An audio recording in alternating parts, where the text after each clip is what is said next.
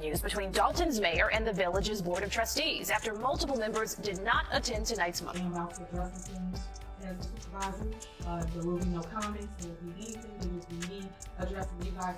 This time, there are more than just whispers or speculations going on behind closed doors in a twist right out of a crime as the walls close in on Tiffany Henyard. Thriller explosive footage has surfaced that may be the last straw for the embattled mayor. The worst part is that it was allegedly leaked by her own team, not by an outsider or sly journalist. Rumor has it that Henyard is losing her grip and going into panic mode. Is this the ultimate betrayal from within, or is this a case of karma finally catching up to her? Whatever the truth, it appears that Henyard's days of acting innocent are coming to an end. Henyard is obviously not backing down, but with everything stacked against her, how much longer can she hold on? Dalton's Jerma Queen mayor is back at it again, causing chaos as if it were her favorite pastime. With controversy already roiling around her, she chose to garner even more attention on what was supposed to be a quiet Tuesday night after the Board of Trustees meeting was canceled due to lack of attendance. Most people would have called it a day, but not Henyard, who swept in and boldly appointed a new village administrator and attorney, daring the absent trustees to stop her from driving her point home. 10 days of notice. 10 days of notice to the public. Certainly notice to the mayor. You know what they did? They didn't give you any notice. Tiffany Henyard's behavior is growing more bizarre by the minute, and honestly, who can blame her? It's like watching someone desperately try to hold onto sand in a windstorm. Every move she makes only causes her power to slip away faster. The latest blow came from Illinois Attorney General Quan R's office, which ruled that Dalton violated the Open Meetings Act twice in June and July. Residents have long complained that Henyard's administration has turned Village Hall into a high-security fortress, limiting seating and locking entrances. The justification? Security concerns over a snarky letter sent to Henyard's mother's house, written in blue marker calling them losers. Hardly a credible threat, especially since it arrived after 2 of the meetings in question. The Attorney General's office saw right through the excuse, calling it an overreaction with no justification. As her support dwindles, Henyard continues to stir chaos, now bringing in a new village administrator and attorney. In a surprising twist, she sidelined her former right-hand man, Keith Freeman, who once knew all her secrets. This desperate reshuffling of power is drawing more scrutiny than support, proving that her antics may finally be backfiring, slipping away. These last-minute visits seem less like a calculated strategy and more like a desperate attempt to gain control. Although Tiffany may be making moves, it appears that her strategy is about to collapse since Jason House isn't buying it either. He has already declared the appointments unlawful and stated that these new hires won't be receiving a payment. House made it clear that these appointments were as meaningless as her promises were invalid, and there would be no compensation to follow. Nevertheless, Tiffany didn't back down at the meeting. Instead, she doubled down in the face of growing opposition. This may have upset other trustees because even Valeria Stubbs, a former village trustee, voiced her opinions, saying that she couldn't appoint one because Keith Freeman was still the village administrator. All of that was legal once she didn't have a quorum, and the meeting should have been adjourned. In case you missed it, Henyard's inner circle is rapidly shrinking, and Keith Freeman is caught in the middle of it.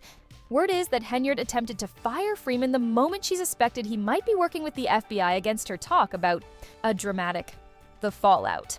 Despite all the dirty work he had done for her over the years, Freeman's past isn't exactly perfect. He had his share of legal troubles. Henyard quickly turned against him when things became sticky. In April, Freeman was even charged with bankruptcy fraud for allegedly making false statements in his petition to conceal assets and sources of income, according to a federal indictment. The Human Resources Department later sent Freeman an email informing him of his termination, stating that because of the high-ranking position that you hold within the township, this type of misconduct cannot be tolerated, and that your misconduct is a detriment to the smooth functioning of the township's operations. Freeman has been the target of numerous lawsuits, including claims of unlawful retaliation against employees who claimed they were fired from Dalton and Thornton Township for not supporting Henyard. You would think that Freeman's former ally, Henyard, would give him a lifeline when rumors surfaced that he was in talks with federal investigators at the same time that his legal issues worsened, including a charge of bankruptcy fraud for allegedly hiding assets. However, Henyard's plan to sever ties didn't go as smoothly as she had hoped, despite her efforts to remove Freeman from his township role. Chris Gonzalez, a trustee, pointed out that the board hadn't even been officially informed about Freeman's firing, saying that a promotion, if that's what it would be, should come through the board. And I haven't seen anything employees. Please, right? That's correct. We spoke with one of the plaintiffs who says that she was fired for not being a yes man, for not following the mayor's orders. Trustee Jason House suggested that there is now a clear separation between Freeman and Henyard, even though Henyard has tried his best to make Freeman disappear and is still serving as the village administrator. It appears that Keith was luckier than many of the former employees Tiffany had fired, as 3 of them filed lawsuits against her. In addition, there are rumors that Freeman has been working with federal investigators and that he allegedly made a deal with the feds, which is allegedly why Henyard tried to fire him like a hot potato. However, with the board currently supporting Freeman, Tiffany's plans to fire him appear to be on hold for the time being, especially after Henyard's recent appointment stunt during the meeting. Speaking of meetings, this isn't the first time. Tiffany has managed the organization to suit her own wishes. For example, when the Board of Trustees failed to attend a town meeting, Henyard conducted it alone, as though it didn't matter. However, Tiffany, who is as unabashedly strong as ever, refused to let the board snub get to her. Oh no, she mounted the stage and turned the incident into her own soap drama, asserting that the whole corruption affair was a massive propaganda ploy to damage her reputation. Oh, so Glorious Rain said, "This is me making my statement. If you guys do not want to hear this, there's the door. This is not a cue." The town's residents were tired of Tiffany's antics, but one attendee boldly interrupted, saying, "The residents already know you're stealing from them." Tiffany continued her speech, UNF face, saying, "That's what all the hate is about your super mayor became too powerful too quickly. I'm so rare, I'm so unique, and that's why everybody's got problems. Let's face it, it's all about control." The town is abuzz about Tiffany's egregious misuse of township and Dotan funds, which goes far beyond bad publicity. Even as she tries to balance her dual roles as mayor, just a few weeks ago, the Dean investigators revealed the extent of her spending spree after battling for her credit card records through the legal system. What they found was that Henyard and her entourage blew through a staggering $67,000 in travel expenses on Thornton Township's tab in just 5 months. And if that wasn't shocking enough, the total increases to over $100,000. What justification does she offer for these exorbitant claims? Some people think that Tiffany's recent actions, such as hiring a new village attorney, may be an attempt to smuggle a criminal defense attorney into the mix while all of this drama is going on. She and her paws were attending conferences. Short, Tiffany. In her most recent meeting, Tiffany Henyard boldly claimed that she had cleaned up the town despite the serious allegations against her. She continued by saying, "Research everyone, and you'll understand the fight, and you'll understand why things are the way they are, because when we took over, we came in and cleaned up the village of Dolton." What I mean by that is when we got a complaint, and I told them to make sure to take care of the residents. This is a chess move, as the village charter requires that the trustees approve the appointments. Tiffany Henyard's time as mayor has been nothing short of a whirlwind, a constant storm of lawsuits and legal drama stacking up faster than poker chips every day, seems to bring a new controversy with her administration right at the center, from firing employees left and right to playing favorites with local businesses. It feels like Henyard has a lawsuit for every occasion. Take, for example, one case where a local barbershop owner accused Henyard's crew of giving him the classic small-town runaround, locking his business license, for reasons that seemed a little too convenient.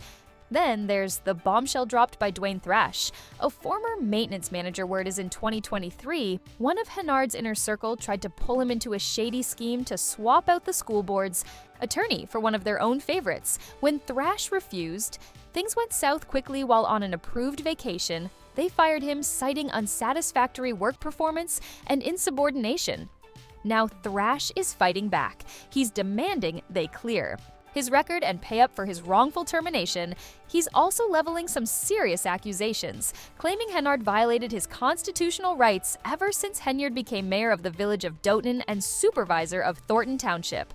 She and her closest allies within the village of Doton and Thornton Township, including Freeman, have terminated the employment of several individuals they feel pose a political threat to Henyard and her public image.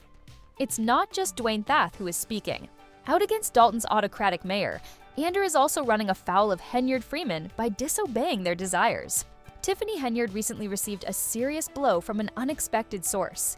Carmen Carlisle, a trustee on the Thorne Township Board and one of her alleged allies, abruptly changed the course of events.